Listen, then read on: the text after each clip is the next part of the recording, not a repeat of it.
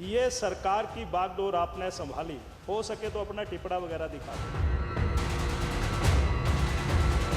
और मैं तो ये भी कह रहा हूं कि त्रासदी के पीछे ये भविष्य की ओर चुनौती है। चुने हुए प्रतिनिधियों की बात को उस आपदा प्रबंधन कमेटी की बैठक में हम किस तरीके से रख रहे हैं, वो बात हमारी नजरअंदाज हो गई। प्राकृतिक आपदा के ऊपर जिस पर यहां चर्चा हो रही है और जो सरकार की तरफ से आया है, हमने भी यहां पर काम रोको प्रस्ताव नियम 67 के अंतर्गत दिया था। हमारी भावना शायद कुछ ऐसी थी कि हम हिमाचल प्रदेश के लोगों की बात आपके माध्यम से इस माननीय सदन में रखना चाहते थे, परंतु सत्ता पक्ष की ओर से उसको और रूप रंग देने की कोशिश हुई। हिमाचल प्रदेश में पिछले 2 महीनों की तरफ नजर दौड़ाई जाए, मैं ये भी कहना चाहता हूं कि ये सुंदर हिमाचल प्रदेश अगर बना है तो इसमें हिमाचल प्रदेश के लोगों का बहुत बड़ा योगदान रहा है। और मैं ये भी कहना चाहता हूं कि जब से हिमाचल प्रदेश अस्तित्व में आया है, उसके उपरांत हिमाचल प्रदेश के लोगों ने जिस दल को हिमाचल प्रदेश की बागडोर दी, उन्होंने भी ईमानदारी के साथ हिमाचल प्रदेश को खूबसूरत बनाने की कोशिश की। और जितने मुख्यमंत्री रहे, और वर्तमान परिप्रेक्ष्य में भी मैं कहना चाहता हूं, श्री सुखविंदर सिंह सुक्खू जी आप व्यस्त हैं डीओ नोट साइन करने में, बड़े महत्वपूर्ण विषय पे चर्चा हो रही है, ये स्थानांतरण चलते रहेंगे। तो मैं एक बात ये कहना चाहता हूं कि आपको जब से ये स्थान मिला है, शायद कुछ ग्रह ठीक नहीं है। अब किस समय पर, किस मुहूर्त में ये सरकार की बागडोर आपने संभाली, इस प्रकार की त्रासदी को आप गुजरना पड़ रहा है, झेलना पड़ रहा है, हो सके तो अपना टिपड़ा वगैरह दिखा लेना। और ये पत्रों का दौर जो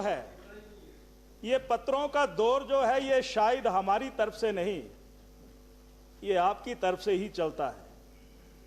और चाहे फिर आप जो मर्जी कह लो, जिस रफ्तार से आप आगे बढ़ना चाहते हैं, आपकी गति उस रफ्तार से आगे नहीं बढ़ पा रही है।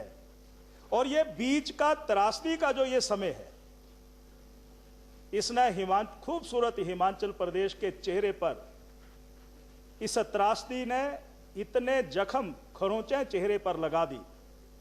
सभापति महोदय, मुझे ऐसा लगता है कि इसको भरने में वर्षों लग जाएंगे, क्योंकि हमने जून के महीने के बाद सबसे पहले ये त्रासदी अगर कहीं पर आई तो ये आपके जिला मंडी में आई, आपके जिला कुल्लू में आई।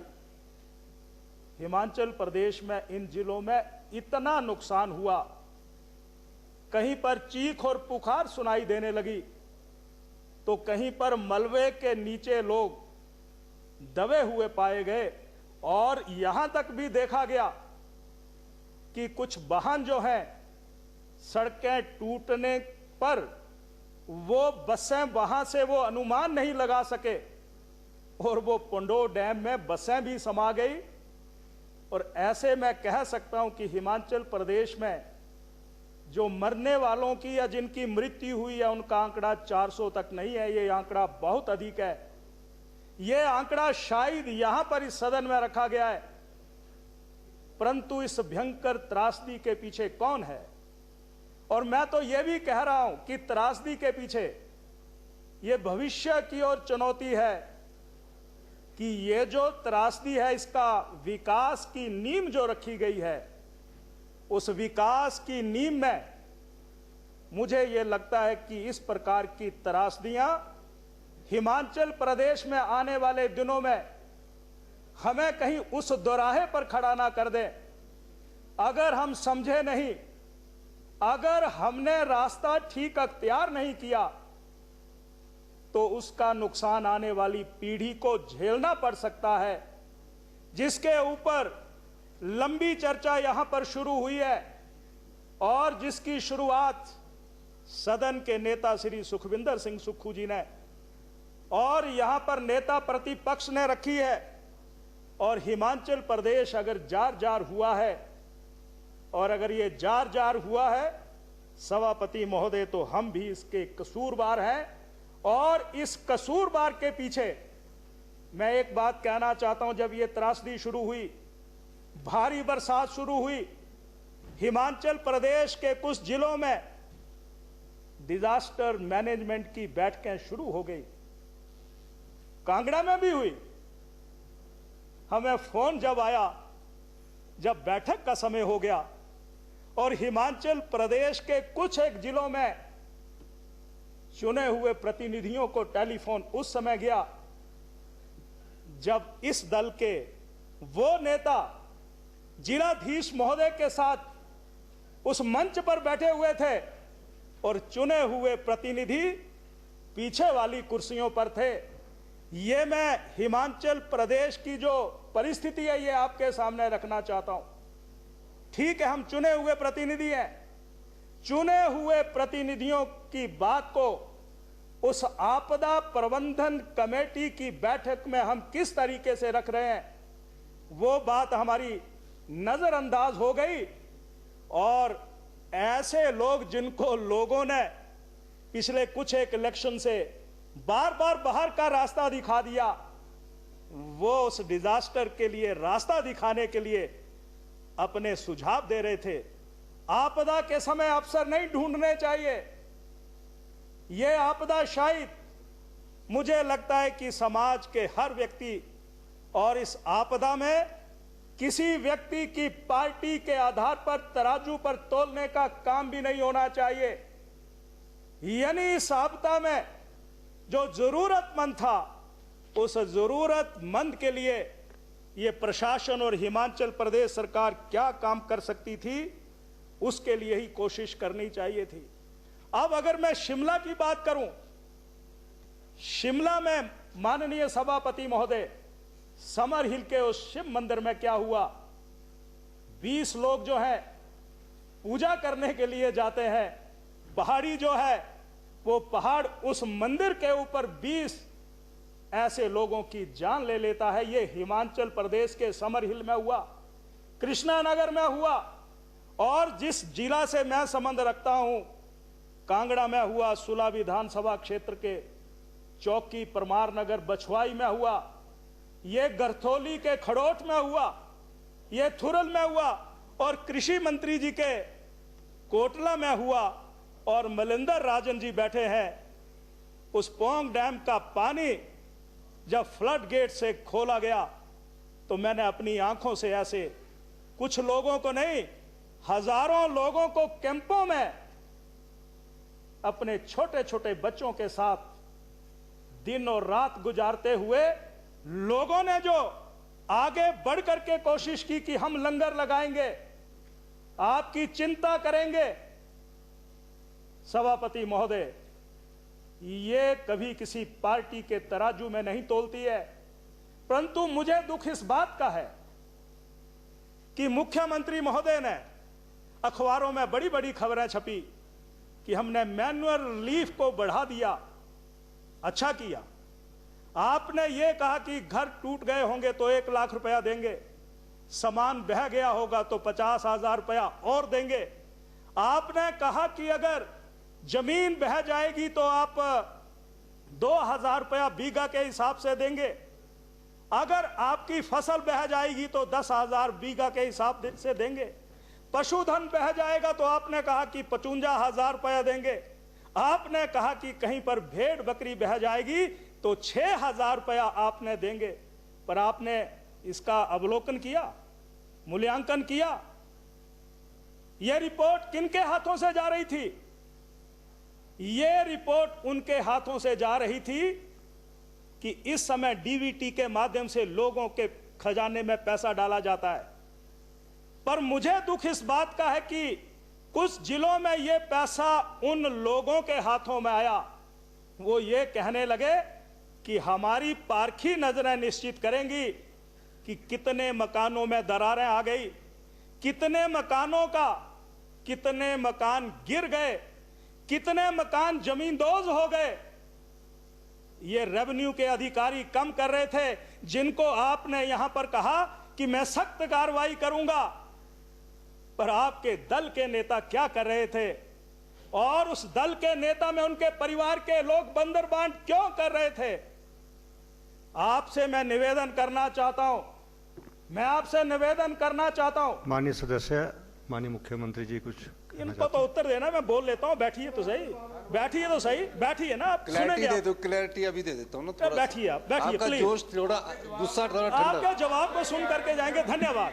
चलिए तो मैं ये कह रहा हूं माननीय सभापति महोदय, ये दृश्य है हिमाचल प्रदेश का। यानी इस आपदा के समय भी यहां के कुछ नेता ये कह करके वोट पक्के नहीं होते, और छोटे मोटे इस प्रकार के दुख में जाने से भी वोट पक्के होते हैं। पर अगर जरूरतमंद की जरूरत को पूरा हम नहीं कर पाएंगे, तो मैं एक बात ये कहना चाहता हूं, जाइए आप इलाके में, जाइए आप कोटला के इलाके में, जाइए आप मंड क्षेत्र के इलाके में, सरकार के सामने सर करने वाले बहुत मिलेंगे। झंडी की फर के आगे आपको बहुत ऊंचे सपने दिखाने वाले बहुत मिलेंगे, जमीन बताने वाले आपको बहुत कम मिलेंगे। और वो जमीन का एहसास अगर कोई कर रहा है तो ये विपक्षी दल किसी वैर विरोध के कारण नहीं, इस लोकतंत्र की नींव को मजबूत करने के लिए हम आपको ये सुझाव दे रहे हैं। इसलिए पक्षपात के उस तराजू पर जो आपने इस प्रकार से काम शुरू किया है, मैं निवेदन करना चाहता हूं। और एक हफ्ते के बाद जो रिलीफ मैनुअल की बात थी, वो कहां गुम हो गया? कांगड़ा जिला में, चंबा जिला में, निचले हिमाचल में, कांगड़ा जिला वालों ने तो 10 सीटें यहां वालों को दी हैं, बोलिए तो सही। चंबा वालों ने तो 4 सीटें दी हैं, बोलिए तो सही। आप इतना बड़ा जन समर्थन हो गया, आप नेता की प्रशंसा जरूर करिए, पर कहीं कमी दिख रही है तो लोगों की आवाज को प्रशंसा के आगे दफनाने का काम बिल्कुल मत करिए, नहीं तो ये जनता माफ नहीं करेगी। पोंग डैम का पानी छूटता है, वहां पर मुख्यमंत्री जी आप भी गए थे, वहां पर उप मुख्यमंत्री भी गए थे, हमारा दल भी वहां पर गया था, हम भी लोगों से मिले। अब इतनी बड़ी त्रासदी के लिए क्या हम जिम्मेवार नहीं है? मुख्यमंत्री जी, 23 डैम है हिमाचल प्रदेश में, यहां पर हम हैं, वहां पर अधिकारी हैं, वहां पर सभापति महोदय हैं, और वहां पर प्रेस बैठा हुआ है। 23 डैम हैं, जिन 23 डैम पर बिजली बनाई जाती है, क्या उन डैम की आपने अद्यतन स्थिति जांचने की कोशिश की? वहां पर अर्ली इक्विपमेंट जो है वार्निंग के कितने डैम पर लगाए गए हैं? मैं बताना चाहता हूं सभापति महोदय, ये जो भाखड़ा ब्यास है ना, 1966 में हिमाचल के हकों पर डाका डालने के बाद हमें वर्षों तक इसका हक नहीं मिला। कोर्ट ने हमें हक दिया, चाहे वो पंडेप सलापड़ का डैम था, चाहे वो ब्यास 2, चाहे वो पोंग डैम का हक था। पर अगर वहां पर कोई त्रासदी हो जाए तो जरा रिपोर्ट तो मंगाइए मुख्यमंत्री जी, रिपोर्ट मंगाइए। ये बातें और भी आगे साझा होती रहेंगी विनय कुमार जी के साथ, आप रिपोर्ट तो मंगाओ। यहां पर जो हमारा पर भाखड़ा ब्यास है, यहां पर जो बैरा सियूल है, यहां जो चमेरा 1, 2 और 3 है, यहां पर जो पार्वती है, यहां पर जो कोल डैम है, क्या आपने जानकारी ली है कि यहां पर क्या उस प्रकार के इक्विपमेंट लगे, यंत्र लगे? बिजली, पानी हिमाचल प्रदेश का, और यहां पर अगर त्रासदी आई है, कोल डैम में और नाश्ता झाकड़ी में इस प्रकार के सिस्टम लगे हैं और किसी जगह पर नहीं लगे हैं। आप नोटिस तो जारी करिए।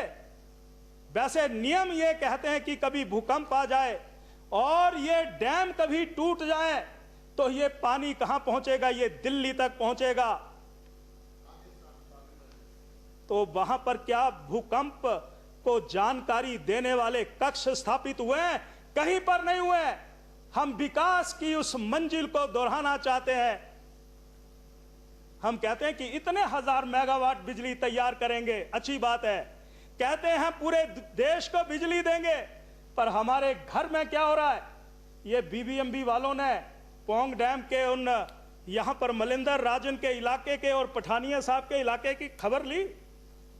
वहां पर छोटे से नदी नाले, वहां खड्ड जो है वो नदियां बन गई। जो घर थे वो वहां से बेघर हो गए, फसल जो है वो उजड़ गई। तो मेरा माननीय मुख्यमंत्री निवेदन यह है कि विकास के उस पायदान पर तुम आगे चढ़ो, पर हिमाचल प्रदेश के हितों की रक्षा जरूर करो। और बीबीएमबी बोर्ड की कभी मीटिंग होती है, श्री जयराम जी ने उसके लिए प्रयास किए थे। उन प्रयासों को गवर्नमेंट इन कंटिन्यूटी, हमारा प्रतिनिधि बीबीएमबी में होना चाहिए। ये आवाज आपने उठाई थी, यानी नुकसान हो गया, नुकसान की भरपाई कौन करेगा? ये जिम्मेवारी तय होनी चाहिए। ये मैं निवेदन करना चाहता हूं। मैं एक बात और ध्यान में लाना चाहता हूं। हिमाचल प्रदेश में जितनी त्रासदियां हुई हैं, ये लैंडस्लाइड हुए हैं, एक पर भी 50 यंत्र लगे हैं। 50 यंत्र। मैं कहना चाहता हूं आप आदेश जारी करें। वो यंत्र लगाए गए हैं कि कभी भी जमीन के नीचे कभी हलचल होती है तो वो हलचल जो है उस सिस्टम में आने के बाद हूटर बजेगा, रेड लाइट जलेगी। हिमाचल प्रदेश में ये 50 इस प्रकार के अर्ली वार्निंग इक्विपमेंट जो लगे हैं, सब के सब जो हैं, कहीं पर उसने इशारा नहीं किया, कहीं हूटर नहीं बजा।